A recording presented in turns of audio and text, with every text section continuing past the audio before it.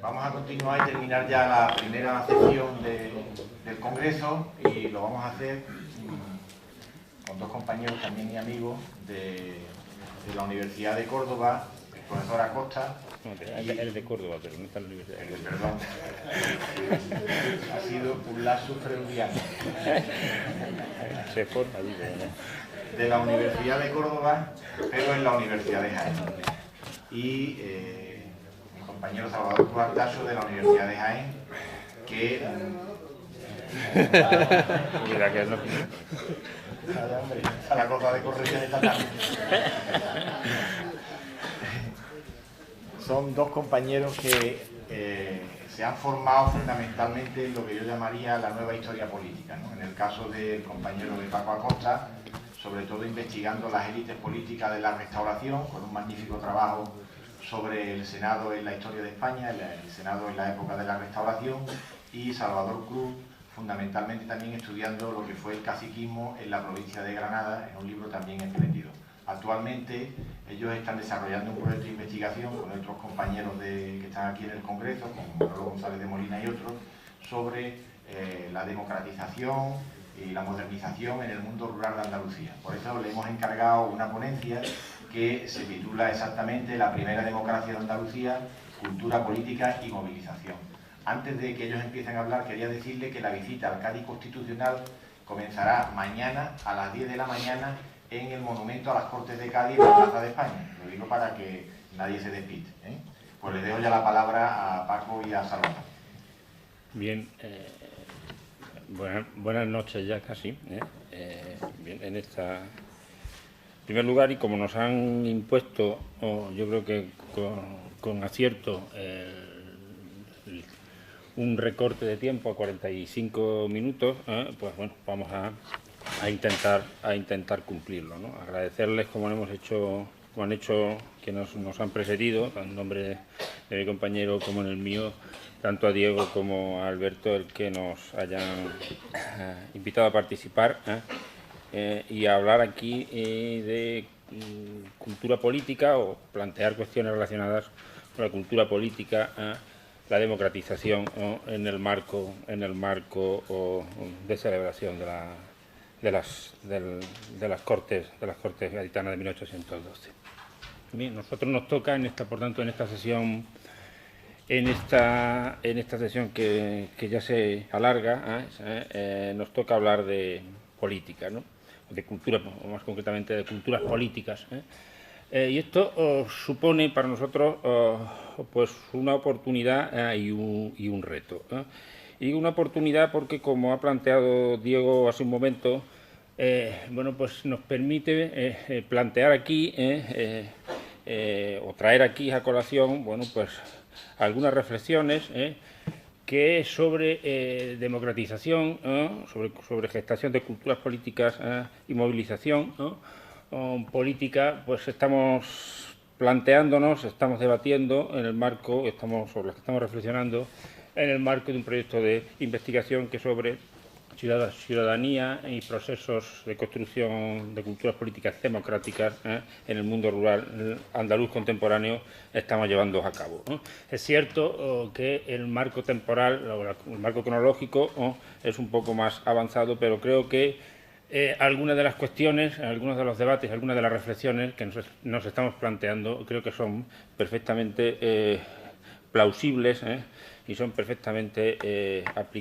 aplicables o planteables en el periodo en el que estamos discutiendo aquí. Y luego decía también que plantea un reto, porque después de pasar un poco revista, aunque haya sido de una manera más o menos general, pasar revista sobre bueno, pues lo que la historiografía andaluza ha producido en las últimas décadas en torno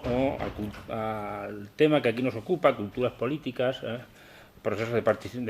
participación política en este periodo. Pues la verdad hay que decir que con las honrosas excepciones que evidentemente hay y que plantearemos, pues el escenario que se nos dibuja es un escenario en el que las sombras superan a las luces, o en el que bueno, pues creo que el camino por desbrozar todavía es bastante amplio. Esto no nos asusta, si me permiten la expresión, sino que, evidentemente, lo que nos va a permitir es, evidentemente, hacer, una vez hecho un recorrido muy rápido sobre este panorama, lo que nos va a permitir es plantear una propuesta que es más una propuesta de incitación a la investigación y al debate que una propuesta sobre trabajos ya concluidos. Y vuelvo a repetiros, la propuesta en muy buena medida refleja algunos de los debates y reflexiones que estamos planteándonos y que estamos llevando a cabo en el desarrollo del proyecto de investigación que desarrollamos diferentes compañeros de diferentes universidades andaluzas. Bien, yo creo que, pero nos vamos a repartir, por tanto, y haré yo un poco la exposición de algunas cuestiones generales y luego la parte propositiva de la manera de sustanciar la propuesta concreta la hará Paco, ¿no? Y yo creo que para empezar a plantear lo que esta imagen en general en la que yo creo que abundan más las sombras o las ausencias, yo creo que el punto de partida no puede ser otro, y ya se ha hecho aquí en intervenciones anteriores, que pues una revisión crítica de lo que es la realidad de la visión de la historia política andaluza del periodo. Yo creo que afirmar hoy que la historia de Andalucía constituye un espacio historiográfico más o menos consolidado, creo que es una obviedad, ¿no? Hay factores de diversa índole en las últimas décadas que van, evidentemente, desde la implantación del régimen democrático, la instauración del Estado de las Autonomías, la institucionalización del espacio político, de un espacio político específicamente andaluz, e incluso el hecho de que la temática y los contenidos relacionados con la historia de Andalucía se ha convertido casi en referente obligatorio en los diferentes niveles educativos, la aparición de centros de investigación, esto unido evidentemente a variables específicamente historiográficas, como, y ya se ha aludido anteriormente, a la renovación epistemológica y metodológica que se ha producido en las últimas décadas, a los intentos de construir también una historiografía propiamente nacionalista, etcétera. Yo creo que esto ha dado lugar a un discurso sobre la historia política, sobre la historia en general de Andalucía, pero lo que aquí nos ocupa de la historia política andaluza, que ha intentado, evidentemente, dar respuesta a demandas sociales e incluso también a demandas académicas. Dicho de manera muy sintética, creo que el resultado de estos esfuerzos que se van a sustanciar en los años 80, la década de los años 80, en los años 90, evidentemente pues fue la aparición de un número muy significativo de materiales con los que se construyó una primera interpretación del pasado histórico andaluz, incluso ya a principios del siglo XXI, en el que estamos, pues se ha producido un proceso de reinterpretación y de crítica de aquellas primeras propuestas, de aquellas primeras interpretaciones, que evidentemente pues han renovado el panorama historiográfico andaluz. Pero estos dos paradigmas interpretativos, la visión de los años 80 y 90 y la visión renovada o reinterpretada del principio del siglo XXI, estos dos paradigmas interpretativos de la historia andaluza comparten un hecho común, y es que en muy buena medida ambos han pivotado sobre el eje de la primacía de los estudios en historia económica y en historia social, quedando en un plano mucho más secundario otros factores explicativos como los factores políticos o los factores culturales. ¿Cuáles podrían ser las razones que pueden explicar esto? Son de muy diversa naturaleza, pero por citar algunas, evidentemente algunas se han planteado aquí ya. Yo creo que ya son bastante conocidas. En primer lugar, hubo razones de crédito epistemológico, fundamentalmente centrado en esa idea de que los aspectos sociales y económicos constituían espacios o vectores canónicos de la práctica historiográfica y por tanto, factores o ámbitos privilegiados para el análisis de los procesos históricos, en detrimento, evidentemente, de otros factores. En segundo lugar, a eso se le puede sumar también el hecho de que parecía que el enfoque marcado por la hegemonía de los aspectos económicos y los aspectos sociales sumaba a su vez ventajas añadidas para poder construir historias regionales, historias subestatales o historias propiamente autonómicas. Porque parecía que los enfoques económicos y sociales permitían construir discursos con un alto grado de autonomía que permitían a su vez singularizar historias regionales o, en este caso, una historia específicamente andaluza. Ya se ha planteado aquí, por lo tanto no voy a hacer mucho más hincapié, las particularidades medioambientales que presentaba el proceso histórico andaluz habían propiciado, se va a plantear una implantación muy concreta del capitalismo agrario y un modelo social condicionado por las relaciones de producción que aquel imponía. Esto permitía construir un modelo económico y social andaluz que podía singularizarse frente a otras dinámicas socioeconómicas de otros territorios del Estado. Entonces, la historia socioeconómica, de esta manera, se convertía en un elemento que dotaba de identidad y especificidad histórica a Andalucía. El fracaso de la industrialización, la evolución de la estructura de la propiedad, el impacto de la revolución liberal, la disolución del régimen señorial, la estructura productiva, el latifundismo, el problema de la tierra, los movimientos sociales y, en especial, las referencias al campesinado y algunas de sus formas de organización más características en el suelo andaluz, como el anarquismo o el movimiento obrero en general, se convierten en muchos casos en cuestiones nodales, en ámbitos centrales, en el análisis de este tipo de historiografía a partir de los años 70. El primer resultado fue una propuesta interpretativa de carácter neorregeneracionista, nucleada en torno a la idea del fracaso histórico andaluz contemporáneo al que ya se ha hecho referencia. Fracaso definido en términos de atraso, en términos de subdesarrollo económico y su corolario en una sociedad ampliamente de base agraria, atrasada, polarizada. La interpretación alternativa que se hará, que se sustanciará en los primeros años del siglo XXI, que se articulará evidentemente bajo otras herramientas metodológicas y bajo estos planteamientos teóricos, y en donde el nivel de profundidad de la investigación se manifiesta de una manera bastante más clara, descuajó en muy buena medida el mito del fracaso y descuajó en muy buena medida el mito de la excepcionalidad del desarrollo histórico andaluz, presentando la evolución histórica de Andalucía como una evolución asimilable, en último término, al de las sociedades de su entorno. Pero ambas interpretaciones entendemos que han adolecido de una perspectiva de la evolución política andaluza en los últimos 200 años.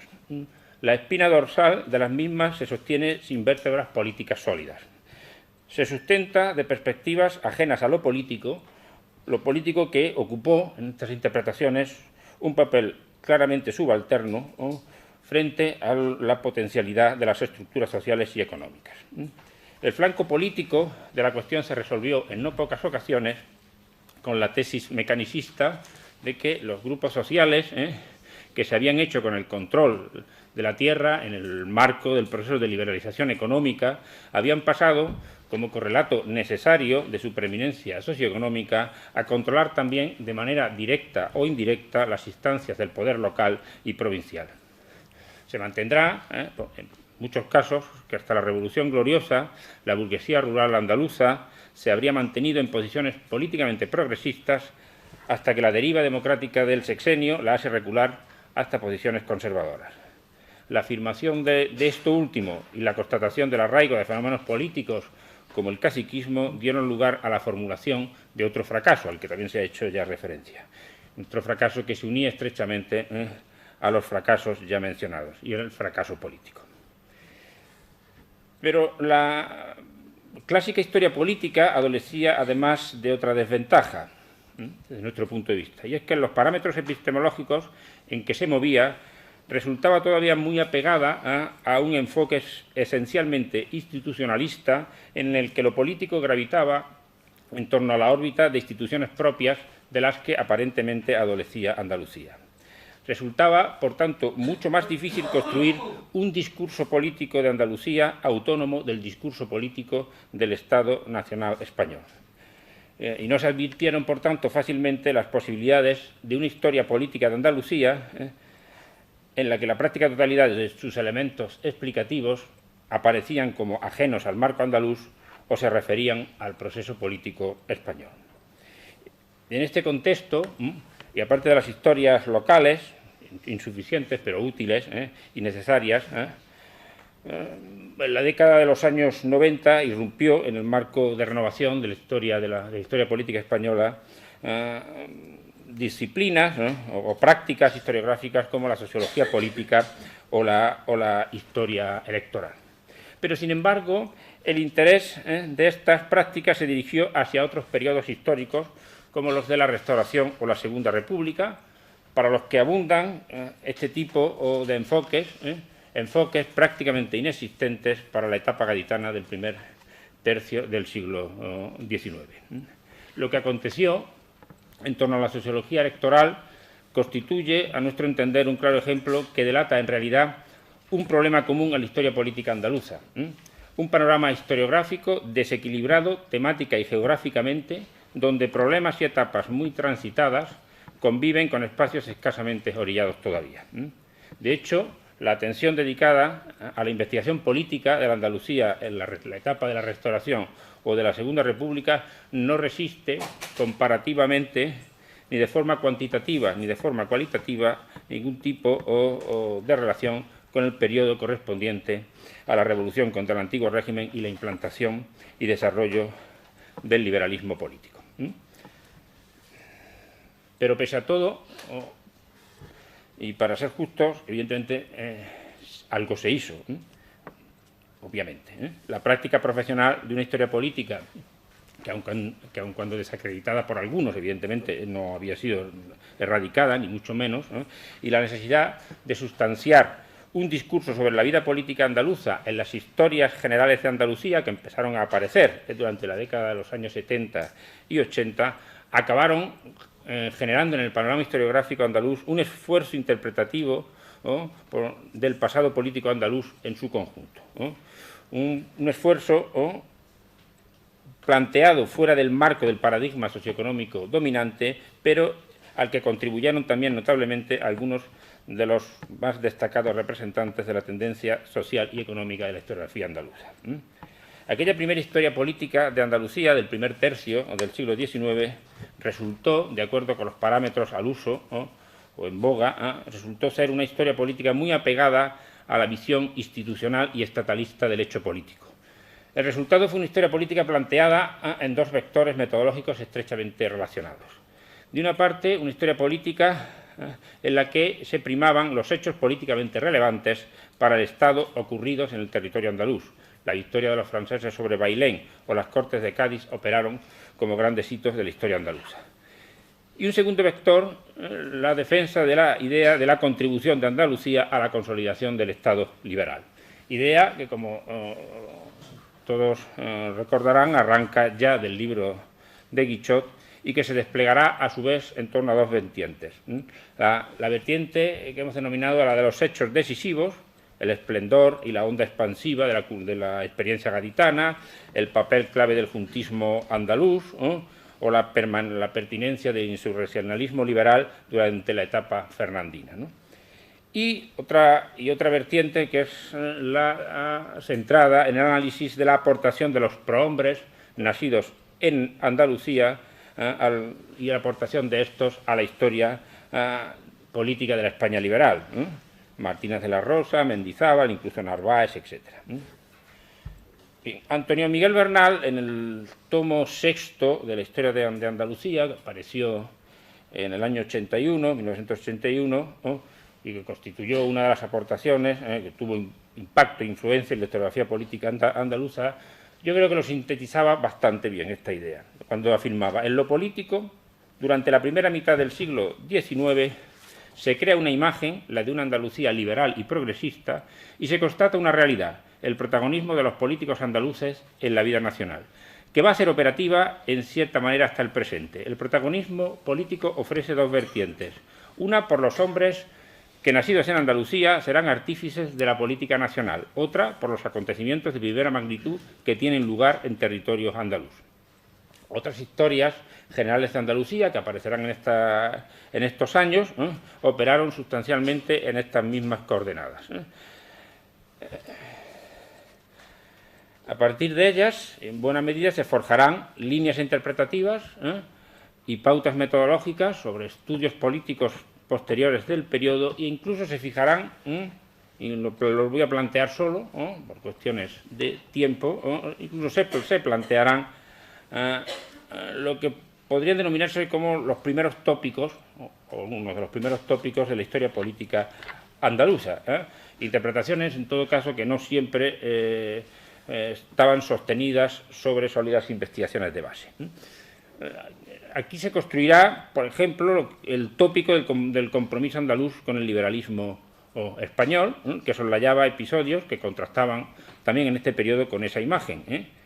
El apoyo a la reacción fernandina de 1814, o el fracaso del pronunciamiento andaluz de Riego en 1820, cuya insurrección triunfó in extremis tras languidecer por varias provincias andaluzas sin encontrar apoyos, y gracias a la sublevación gallega, apoyos que parecían no ser percibidos cuando se aludía a ellos como prueba de cargo contra la tesis de esa Andalucía liberal y progresista. A tenor también de la producción historiográfica que siguió a estas primeras visiones de conjunto sobre la historia política de Andalucía del primer tercio, pues el protagonismo político andaluz en la aportación que los andaluces hacen a la política española, pues tampoco tuvo, inicialmente al menos, un recorrido que avalase el entusiasmo con el que se planteó esta tesis, aunque hay que decir que en los últimos años ya empiezan a haber intentos más que relevantes al respecto. En definitiva, un balance global de la producción sobre la historia política andaluza resulta bastante complejo. Como es lógico, el resultado de estas décadas de investigación presenta un panorama, desde nuestro punto de vista, bastante atomizado, donde predominan las perspectivas locales, todo lo más las perspectivas provinciales, y en donde existen muy pocas visiones de conjunto. Se podría decir, para resumir, que la historia política andaluza ha crecido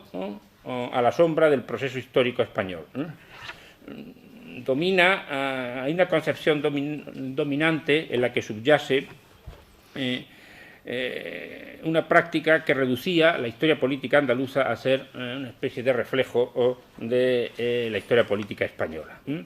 donde se trataba de desvelar las formas y particularidades de los procesos, hechos e interpretaciones que articulaban la historia del Estado-nación español en Andalucía. La idea, como ya se ha planteado en otros lugares, se podría sintetizar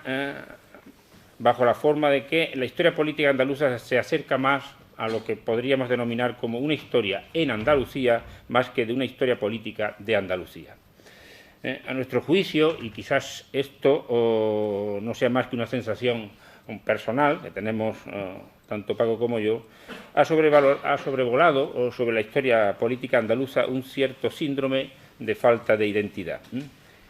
Y lo cierto es que no es raro encontrarse, sobre todo en las obras de síntesis, en las obras generales, en los manuales, advertencias y observaciones en este sentido. Y vuelvo a recurrir a la obra que citaba antes de Antonio Miguel Bernal. El propio Bernal se preguntaba en la misma hasta qué punto se podía, al referirse a este periodo, hasta qué punto se podía hablar de una historia específica de Andalucía. La mayoría de los acontecimientos, procesos y cuestiones políticas andaluzas tenían sus fuentes y pautas de comprensión fuera de Andalucía. El periodo que nos ocupa parecía resultar paradigmático en este sentido. dado que en muy buena medida la historia del Estado-Nación se trasladaba a Andalucía. Cádiz sobrepasaba con creces la dimensión política andaluza y española, un fenómeno universal, y la guerra de la independencia puede y debía interpretarse en clave de proceso europeo. No se trataba tampoco de cuestionar Cádiz o de cuestionar Bailén, ¿no? Es indudable que la ciudad de Cádiz, evidentemente, aportaba naturalmente al hecho matices y connotaciones propias y específicas. Pero la concepción, ¿no?, vuelvo a repetir, era la de una historia en Andalucía y no la de una historia de Andalucía. Nosotros, sin embargo, creemos, y con esto voy a hacer la transición, nosotros, sin embargo, creemos que sí es posible una historia política de Andalucía. Y que, evidentemente, bueno, pues colme o llene algunas de las lagunas, o que contraste con algunas de las hipótesis y con algunas de las interpretaciones que tradicionalmente se han ido manteniendo sobre el devenir político de este periodo en Andalucía. Y porque creemos que esto es posible, hacemos una propuesta concreta. Y esta propuesta concreta es la que va a desarrollar Paco a continuación. Bien, pues muchas gracias. Cuando el profesor Ramos Santana hace un momento se refería a que nos come el tiempo, pues indudablemente era una sugerencia, era una cosa majestática, ¿no? Un uso majestático del nos. El que le come el tiempo es a mí, solo. Bien, en cualquier caso eso me obliga a mí, que soy el último. Eso me obliga a un esfuerzo de síntesis del que ya les avanzo, de que no sé si seré capaz, pero lo voy a intentar en todo caso. Lo que sí me obliga es advertir que mi discurso carecerá de los matices, de las precisiones y de las básicas y elementales que requeriría un texto complejo como el que nos convoca aquí, un discurso complejo como el que nos convoca aquí. En cualquier caso, esto que Salvador ha avanzado como una propuesta, pues empieza a quedarse ya ni siquiera en eso, a tenor del tiempo del que dispongo, y no sé si dejarlo ya en un planteamiento, un debate, un planteamiento de debate, una incitación interpretativa o una incitación,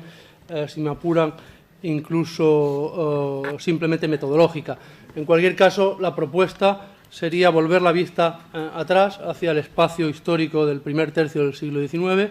espacio histórico significativamente definido y marcado por las Cortes de Cádiz, o mejor dicho, por lo que podríamos denominar por el régimen gaditano, que englobaría el periodo 1808-14, 1820-23, incluso algunos meses del año 1835. Veranos significativamente del año 1835. Como digo, volver la vista atrás, replantearnos la posibilidad de analizar ese periodo desde una perspectiva, o desde la perspectiva, como avanzaba Salvador, de una historia política, desde la posibilidad de una historia política de Andalucía, en lugar de una historia política en Andalucía, que es la que nosotros planteábamos aquí, también de una manera deliberadamente provocativa, que es la que se ha venido haciendo hasta ahora. Bien, pues la premisa metodológica desde la que entendemos que esto es posible, la única premisa metodológica desde la que entendemos que es posible un intento de esta naturaleza, de articular, como digo, una historia política en Andalucía para este periodo, que se nos aparece especialmente óptimo, por las razones que ahora comentaremos. Como digo, la premisa metodológica es un análisis desde abajo, un análisis desde los espacios locales de poder, un análisis de la vida política de las comunidades locales, de las comunidades rurales, o significadamente rurales, si nos referimos al caso andaluz. Obviamente, la potencialidad explicativa del análisis local, de la historia local, si se prefiere, pues ya ha sido bien ponderada historiográficamente, desde el punto de vista teórico, incluso ha tenido un desarrollo acorde con el crédito y el crédito historiográfico, con la reivindicación historiográfica que se ha producido en los últimos años respecto a las historias locales. Pero adolece, en nuestra opinión, de la amplitud y de la densidad suficiente para sustentar una interpretación andaluza del proceso político durante el periodo que nos ocupa, durante el régimen gaditano. El contemporaneismo andaluz, la historia contemporánea andaluza, ha insistido igualmente en la persistente funcionalidad histórica de los poderes locales durante todo el siglo XIX, pero paradójicamente no ha profundizado suficientemente hasta la fecha en las posibilidades de una metodología analítica de la política andaluza en claves de espacios municipales de poder o, si se prefiere, y con mayor propiedad, de historia social del poder. En el periodo clave de desarticulación del antiguo régimen y de implementación de un modelo revolucionario liberal o de varios modelos revolucionarios liberales. Si convenimos que el espacio local, la comunidad local, la comunidad rural, conformaba un espacio, un cosmos significativo, un cosmos cerrado, completo para la mayoría de los individuos de la época, un espacio vital, nuclear, básico, nodal, y siguió siendo durante mucho tiempo así, a lo largo del siglo XIX, pues tenemos que plantearnos como hipótesis de partida, puesto que no tenemos datos suficientes como para acreditarlo, que esos espacios eran políticamente significativos, políticamente muy significativos, en una coyuntura, además, como la que nos ocupa, de profunda convulsión, como la del primer tercio del siglo XIX. En cualquier caso, esta propuesta metodológica descansa, se articula sobre algunas premisas teóricas o tiene algún marco teórico que obviamente no vamos a detallar aquí, simplemente señalar o enunciar apenas dos ideas en este sentido. Por una parte, la crítica, la tesis de la subsidiariedad política de las sociedades rurales, esa es una idea fundamental, nuclear, de toda la propuesta. La historiografía estructuralista, al uso hasta ahora, había sentado la idea de raigambre marxista del papel secundario, cuando no retardatario, de las comunidades rurales en el proceso político, frente al protagonismo del espacio urbano, responsable de la punta de lanza de un supuesto proceso modernizador de los comportamientos políticos que resultaría de la implementación de los sistemas representativos liberal primero, democrático después. La sociedad rural, el mundo rural, se caracterizaba, en contraste con el mundo urbano, por una escasa capacidad de modernización política y tendía a aparecer como un espacio despolitizado y desmovilizado, cuando no dúctil a los planteamientos menos avanzados, como las prácticas menos avanzadas, como el caciquismo, o a las influencias más reaccionarias, como las de la Iglesia o el carlismo, o como un espacio marcado por la pervivencia de comportamientos políticos considerados como, y tildados como comportamientos primitivos. En los últimos años este planteamiento, como digo, ha sido dominante, ha sido y está siendo revisado, profundamente revisado, y se están sugiriendo nuevos parámetros interpretativos que consideramos del mayor interés en su aplicación al ámbito histórico de la Andalucía del primer tercio del XIX, de la Andalucía gaditana. Obviamente yo traía aquí la ilustración de esto, con algunos ejemplos de esto que comento, de estas revisiones historiográficas que vamos a soslayar, y en todo caso en el texto escrito pues habrá la pertinente detalle al respecto. En cualquier caso, nosotros mismos, cuando digo nosotros, este sí es majestático, se refiere al grupo de trabajo en el que se inscriben estas consideraciones, nosotros mismos hemos cuestionado la imagen tópica de la desmovilización y del apoliticismo del mundo rural andaluz para otro periodo histórico, concretamente para la Restauración. La segunda hipótesis teórica de partida, de las dos que yo me voy a limitar a señalar aquí, es que en el primer tercio del siglo XIX buena parte de la población andaluza que vivía en comunidades rurales pequeñas pudieron hacerlo, de hecho lo hicieron, bajo prácticas políticas de gestión de los recursos bastante democráticas y abiertas, o que por lo menos tenían experiencia de gestión colectiva y colegiada de recursos compartidos, como los bienes de propio o los comunales. Existía en este sentido una cierta tradición democrática y de participación en la gestión política de la comunidad rural.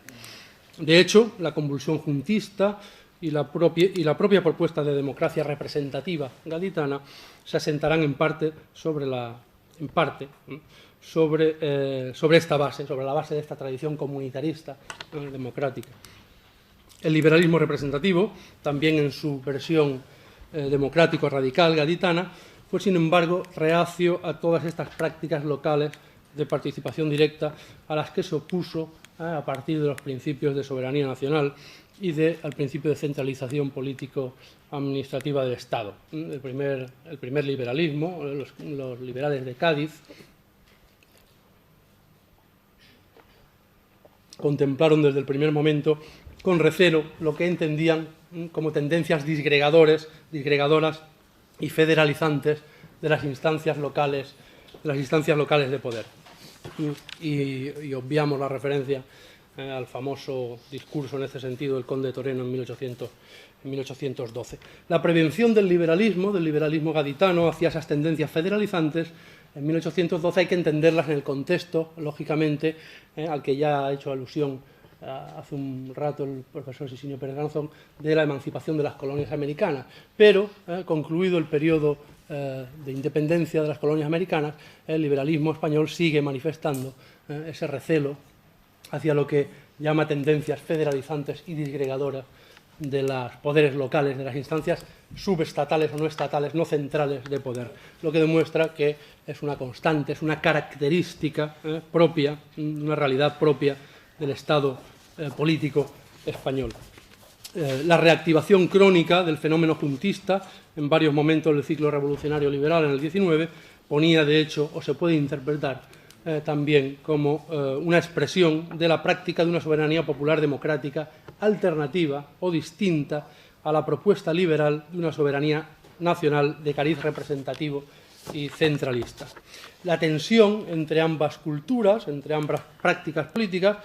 la representativa y la que podríamos llamar aquí, por lo menos tentativamente, comunitarista, puede ser una de las variables relevantes de análisis de la Andalucía política del primer tercio del siglo XIX, y nosotros proponemos considerar en un acercamiento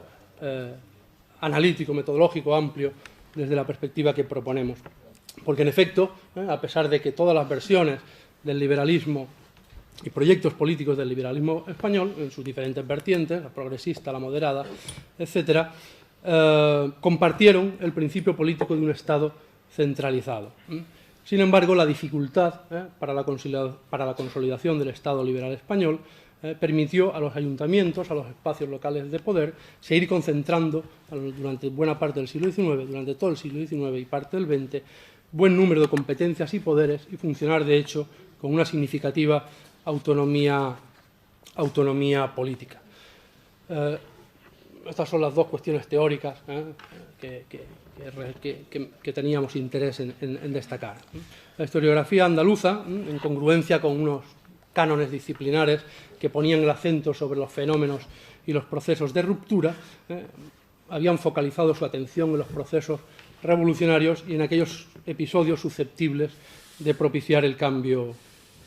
político. De ahí el interés por el fenómeno del juntismo o por el fenómeno del insurreccionalismo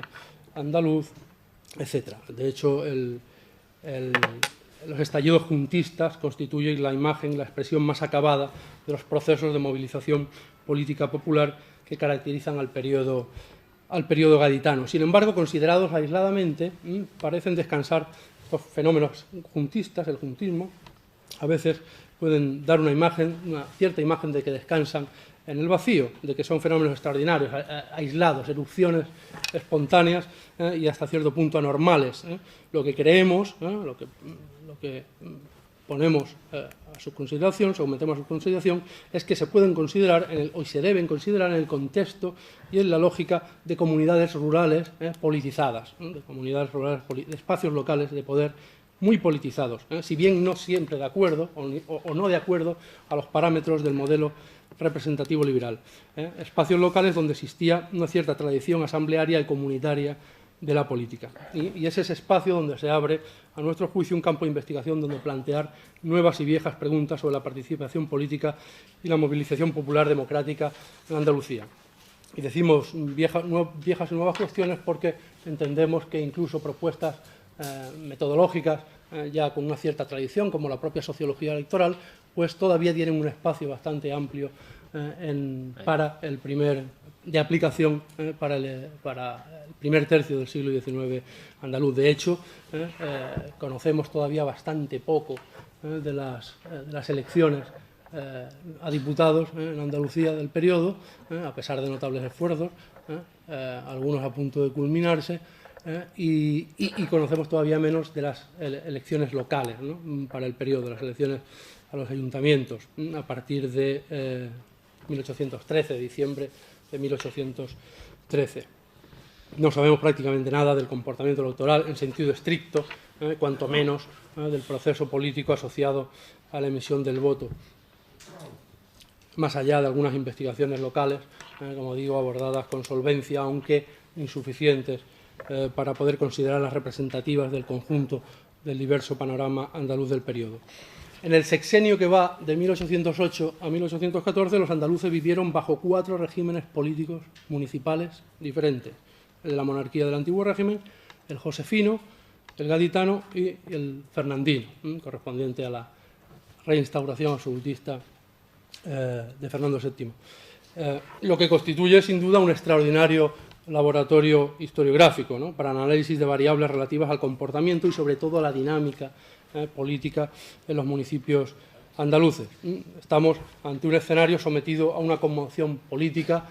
cuyo alcance no conocemos suficientemente bien. La revolución liberal viene a incidir en el micromundo local, operando una serie de transformaciones estructurales decisivas para las comunidades rurales andaluzas, que a medio plazo se cobrarán, van a acabar con el modelo orgánico de gestión de los recursos naturales y de organización social de las comunidades campesinas tradicionales,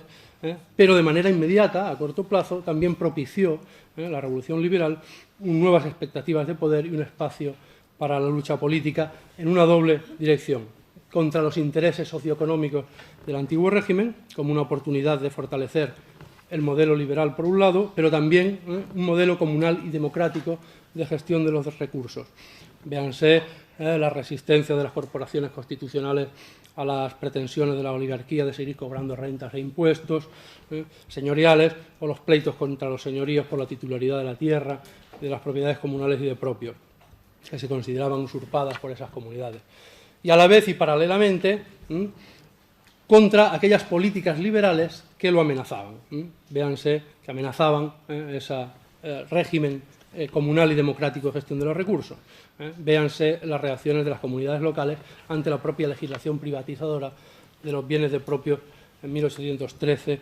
en 1820. El frecuente ejercicio del derecho de petición, el profesor Pérez García hacía referencia también, como digo, el frecuente ejercicio del derecho de petición ante las Cortes por parte de las comunidades andaluzas, de las comunidades rurales andaluzas, que encabezan por delante de Castilla-La Mancha el número de quejas, denuncias y peticiones ante las Cortes, pues evidencian una realidad conflictiva y la convulsión de la política local en la Andalucía gaditana del primer tercio del siglo XIX. Ya la historia moderna,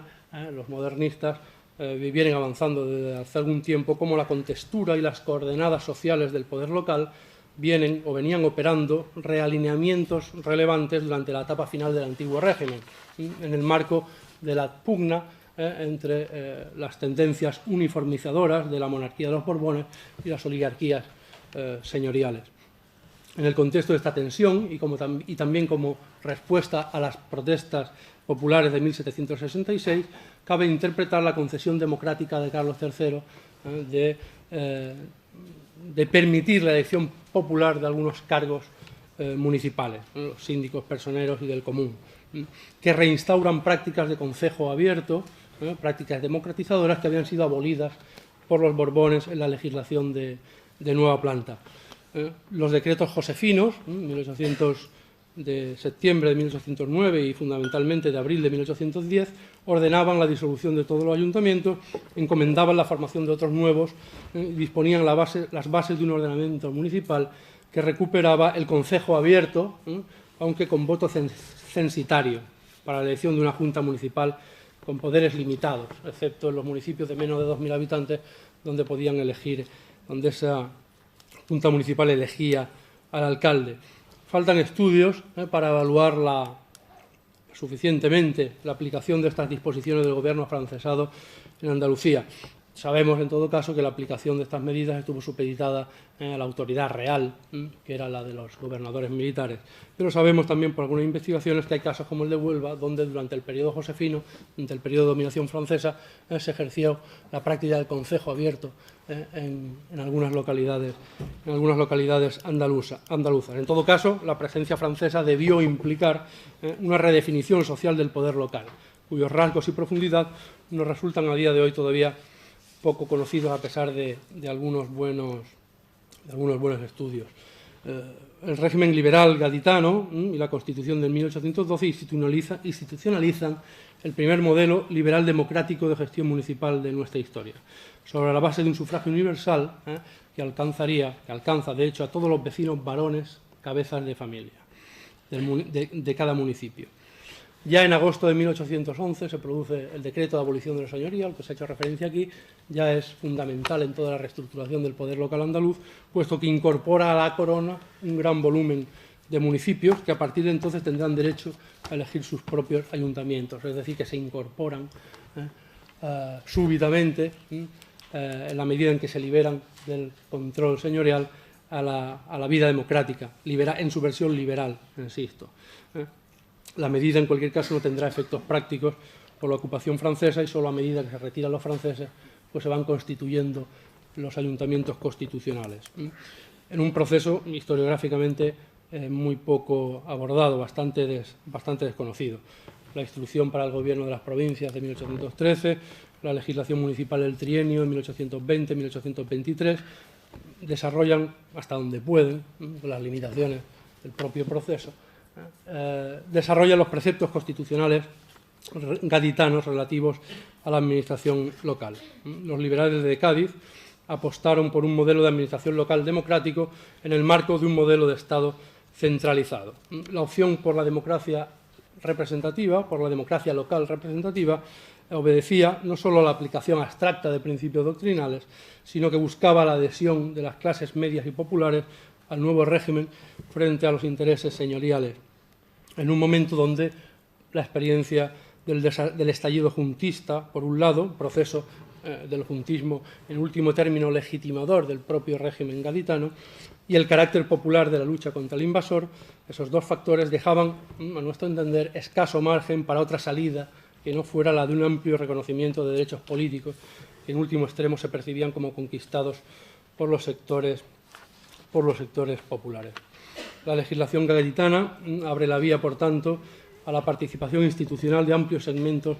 de la población, con la creación de nuevos ayuntamientos dispuestos en la instrucción de 1813, en las localidades de más de 1.000 habitantes y en todos aquellos municipios menores de 1.000 habitantes que lo solicitaron. Y la legislación gaditana también aplica radicalmente el principio de igualdad jurídica y política, con la consiguiente prohibición de enajenación de cargos y oficios concejiles y de privilegios nobiliarios de gestión y de gobierno municipal. Todo ello debió propiciar, de hecho propició, una reestructuración social del espacio de poder local y una tensión con los grupos hasta entonces dominantes en los municipios andaluces. El régimen gaditano establece un mecanismo competitivo de acceso al poder local que necesariamente debió abrir expectativas políticas para grupos excluidos hasta entonces del escenario político. Todo esto ofrece, y vamos terminando, un amplio espacio de investigación, sobre todo en su dinámica histórica, en qué medida en ese escenario, en ese laboratorio privilegiado que supone ese sexenio 1808-1814, pues como digo, ofrece una oportunidad única para estudiar la dinámica histórica de una comunidad política, o de las comunidades políticas andaluzas. Una dinámica histórica marcada por la tensión político-social de los modelos liberales, fundamentalmente el gaditano, frente a los modelos de gestión local del antiguo régimen, y además, y aquí es donde nos gustaría insistir, hay que incorporar al análisis también el régimen tradicional de gestión comunal y democrática de las comunidades campesinas. Bien, yo aquí tenía algunas otras consideraciones respecto a otro ámbito también de novedoso desde el punto de vista metodológico, otra perspectiva de análisis, que sería la perspectiva de la cultura política, pero me temo que en orden y en atención a su paciencia y a la mala suerte que he tenido, porque podía haber sido el primero, pues, bueno, el primero no, porque el primero es el profesor Juan Isidro, pero podía haber sido el segundo. Bien, pues lo dejaremos para la versión escrita, en su caso, del texto. Muchas gracias. Muy bien.